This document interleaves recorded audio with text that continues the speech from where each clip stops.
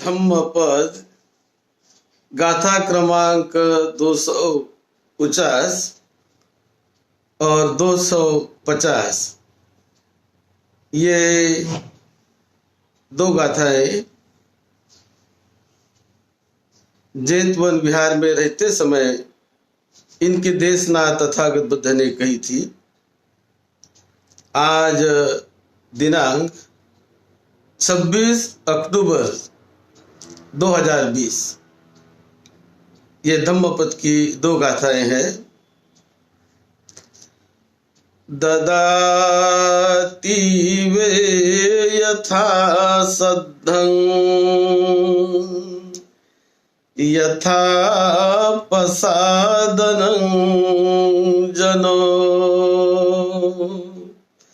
तत्सयोच मंकुं होति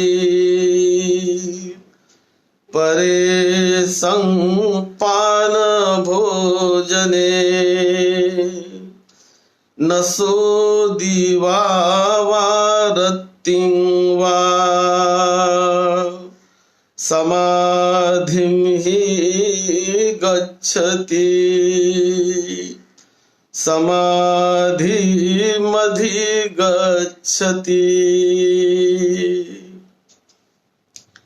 ये 249वीं गाथा।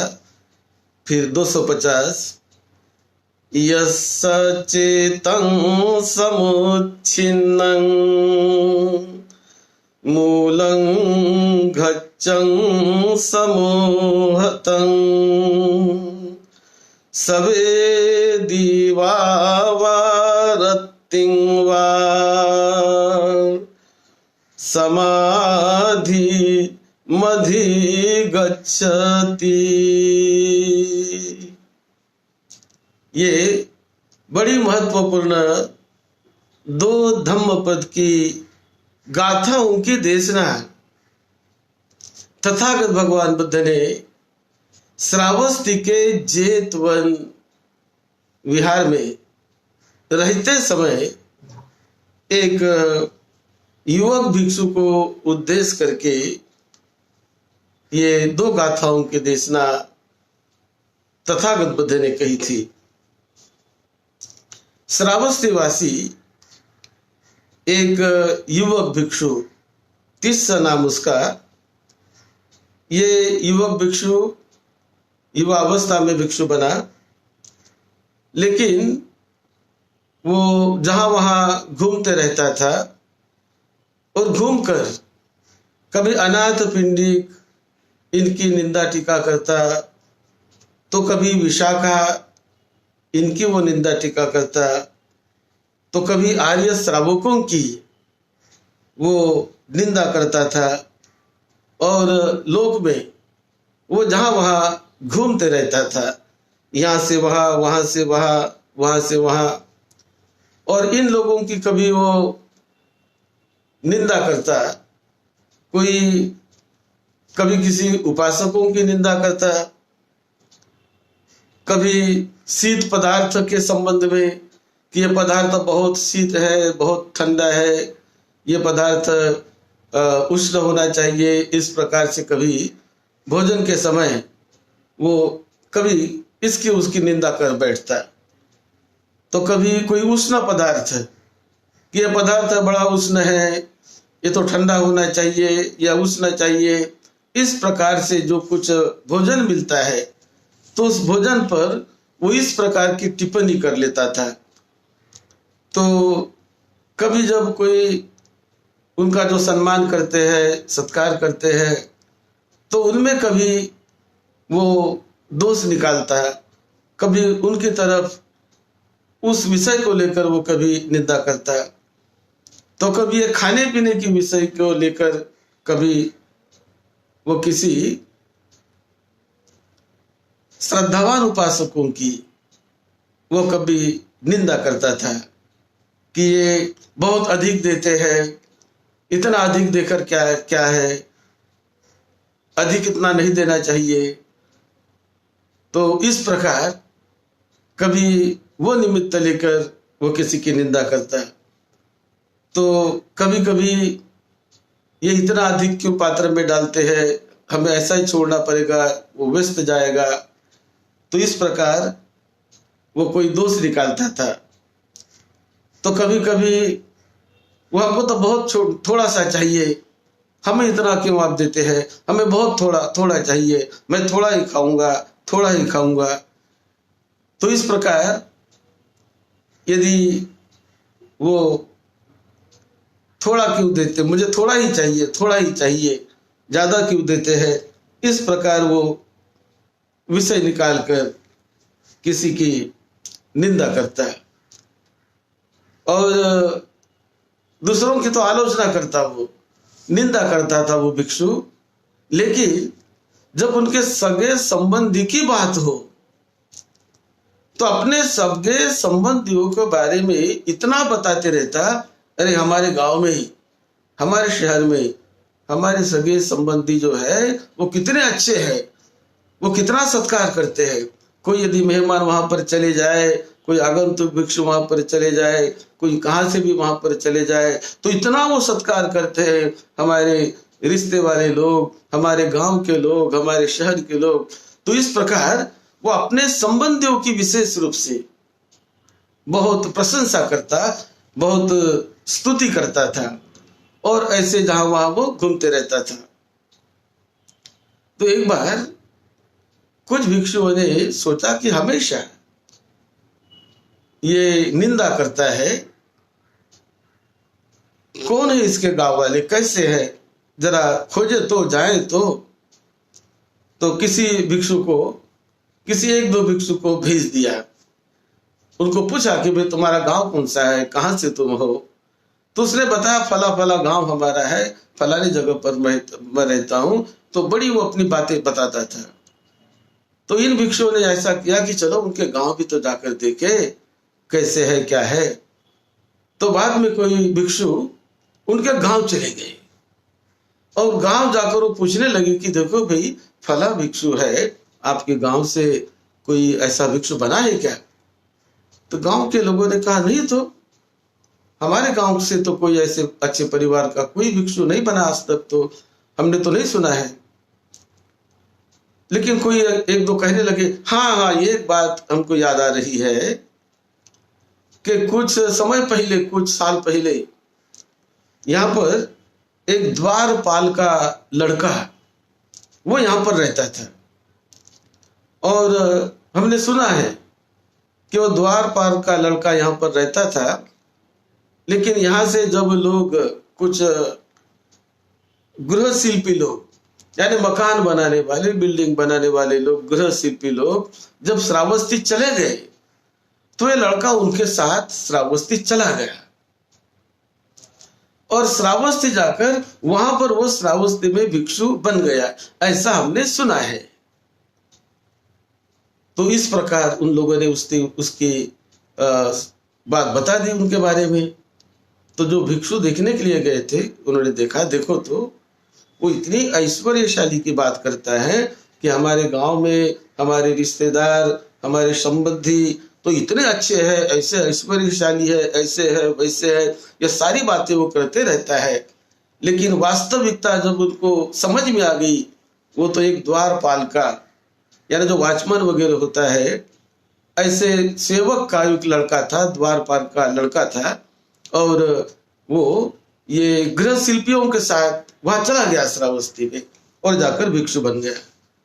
तो ये जब सत्यता भिक्षुओं के समझ में आ गई तो उन्हें लगा कि देखो ये तो कितनी बड़ी बड़ी बातें यहाँ पर करते रहता है, कितना वाकजाली है, ये ऐश्वर्य संपन्न की बात करता है, लेकिन ये कितने बड़ी चढ़ी बात हमेशा करते रहता है, हमेशा बड़ाई मारता है, बड़ी चढ़ी बातें बताता है अपने संबंधियों के बारे में, और बहुत बारी ऐसे सेखी जैसे मारता है। तो इस प्रकार का वो भिक्षु उनको कहने लगे, जब वो मिलता है तो कहने लगे।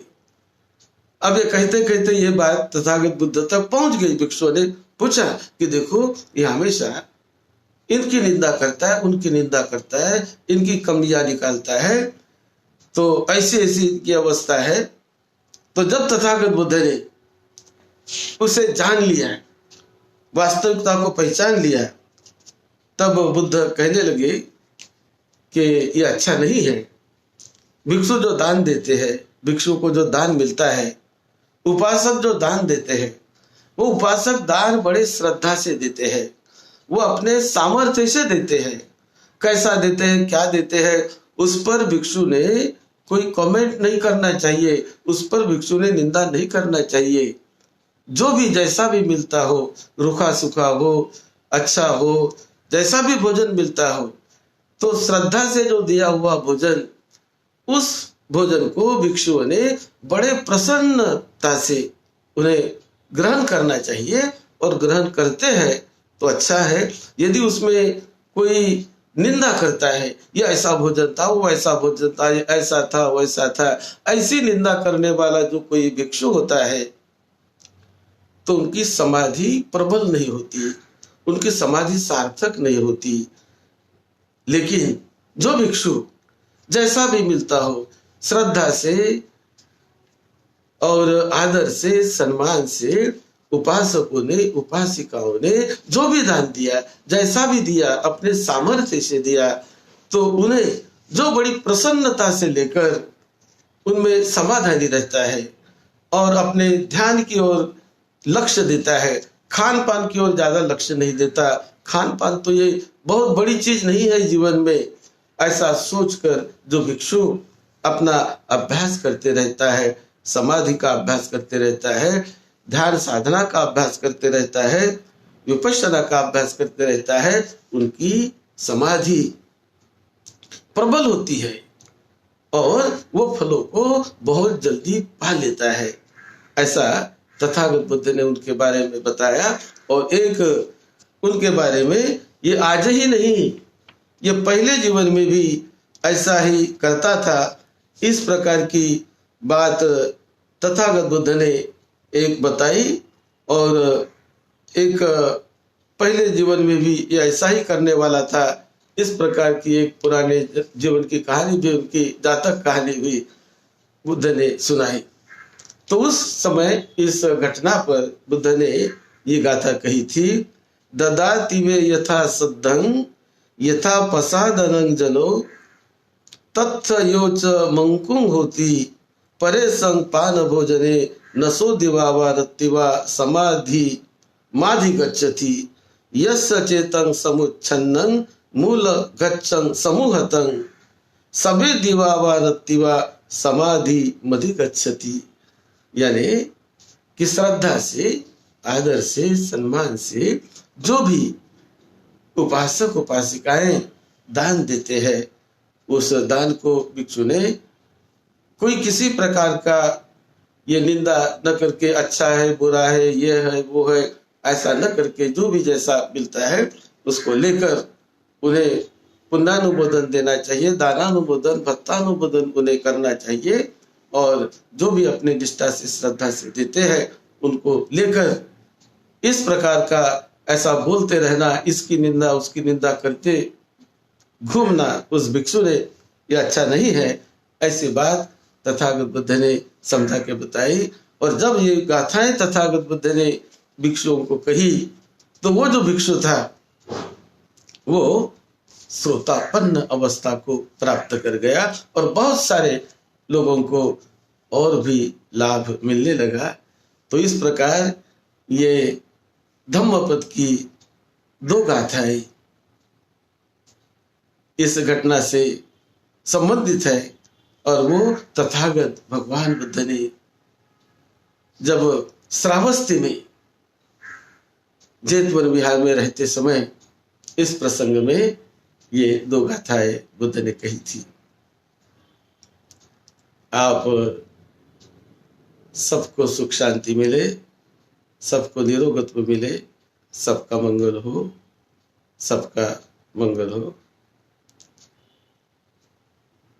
और आपके परिवार के छोटे बड़े सभी को सुख शांति मिलती रहे। यही मंगल मैत्री के साथ सद्धम्म की सेवा में, आपकी सेवा में डॉक्टर भदंत राहुल बोधी महाथेरो। एक सूचना, कल हमारे एक भिक्षु का देहांत हुआ। वो दहीसर में अपने किसी संबंधी के घर में वो चले गए थे, वहां पर 10-15 दिन रहे और वहां ही उनका देहांत हुआ। तो उनके बारे में हमने कल भी आदरांजलि अर्पण की, आज भी श्रद्धांजलि उनको हम अर्पण करेंगे। और बनते विवेकानंद बोधि ऐसा उनका नाम था। और एक कार्यक्रम भी उनके लिए हम कुछ दिन के बाद रखेंगे। अच्छा काम करते रहे वो भिक्षु। महाड़ में विशेष करके वो रहते थे, घनवार यहाँ भी उनका रहना था, यहाँ भी रहना आना जाना ऐसा वो रहता था। तो हम एक कार्यक्रम भी रखेंगे और उन्हें उचित रूप से आदरांजलि श्रद्धांजलि भिक्षु संघ की ओर से, उपासक उपासका की ओर से, दायकों की ओर से दी जाएगी। वो तारीख भी हम घोषित करेंगे। आप सबका मंगल हो, सबको सुख शांति मिले, यही मंगल मैत्री, यही मंगल कामना।